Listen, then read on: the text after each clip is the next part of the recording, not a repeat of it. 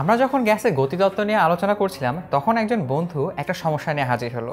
সে আমাদেরকে বলছে যে 0°C তাপমাত্রায় হিলিয়াম রয়েছে আর নিয়ন গ্যাসটা কত তাপমাত্রা রয়েছে সে জানে না। তবে সে প্রশ্ন করছে যে কখন এই হিলিয়াম গ্যাসের CRMS ভ্যালু অর্থাৎ বর্গমূলীয় গড় বর্গবেগের মান এই নিয়ন গ্যাসের বর্গমূলীয় গড় বর্গবেগের মানের সমান হবে, অর্থাৎ নিয়ন গ্যাসের তাপমাত্রা কত হলে আমরা এই দুটো মানকে সমান বলতে পারবো। তো এই ক্ষেত্রে আমাদেরকে দুটো নিয়েই কাজ করতে হবে। আমরা যদি চিন্তা করি যে এই CRMS অফ হিলিয়াম, তাহলে আমরা কি লিখতে পারি? তাহলে আমরা লিখতে পারি এইভাবে যে √3RT অফ হিলিয়াম, অর্থাৎ হিলিয়াম গ্যাসের তাপমাত্রা, নিচে থাকবে হিলিয়াম গ্যাসের আণবিক ভর। তাহলে হিলিয়াম গ্যাসের আণবিক ভর এই সূত্রটা আমরা খুব সহজে ব্যবহার করতে পারি।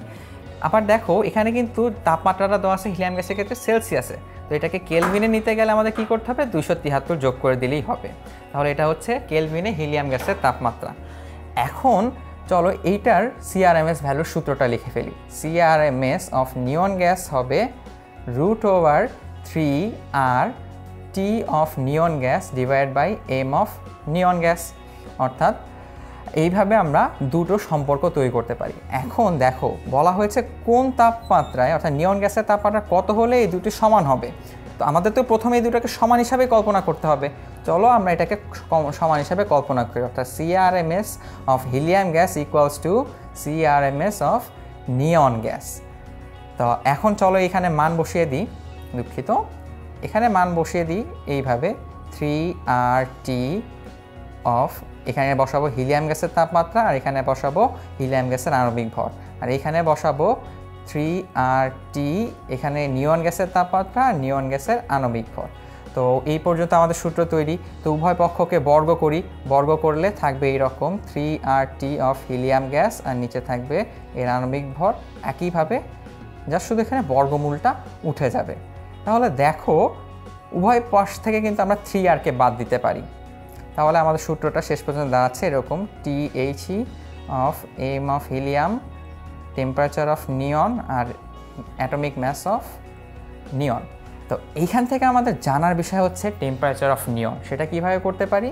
আমরা লিখতে পারি temperature of neon equals to temperature of helium divide by atomic mass বা আণবিক ভর হিলিয়ামের জন্য ইনটু নিয়ন গ্যাসের আণবিক ভর। তাহলে এখানে যদি মানগুলো বসিয়ে দিই তাহলে কিন্তু খুব সহজেই উত্তরটা আমরা পেয়ে যাব।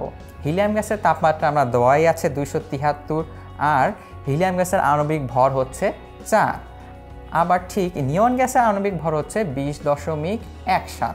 তাহলে এই মানগুলো যদি আমরা বসিয়ে দিই, দেখো 273/4 ইন্টু 20.14, দুঃখিত 17 হবে। তাহলে ফলাফলটা আমরা পেয়ে যাই, যার মান হচ্ছে 1376.6025, অর্থাৎ এত কেলভিন তাপমাত্রায় নিয়ন গ্যাসের যে CRMS ভ্যালু পাওয়া যাবে সেটা 0°C তাপমাত্রায় হিলিয়াম গ্যাসের CRMS-এর সমান হবে। তো এটাকে চাইলে আমরা কেলভিনও নিতে পারি, খুবই ডিগ্রি সেলসিয়াসও নিতে পারি। এখান থেকে যদি তুমি 273 বাদ দাও তাহলে যে ফলাফলটা আসবে সেটাই হচ্ছে ডিগ্রি সেলসিয়াসের মান। তাহলে এইভাবে সম্পর্ক তৈরির মাধ্যমে আমরা খুব সহজেই এই জাতীয় সমস্যার সমাধান করে ফেলতে পারবো।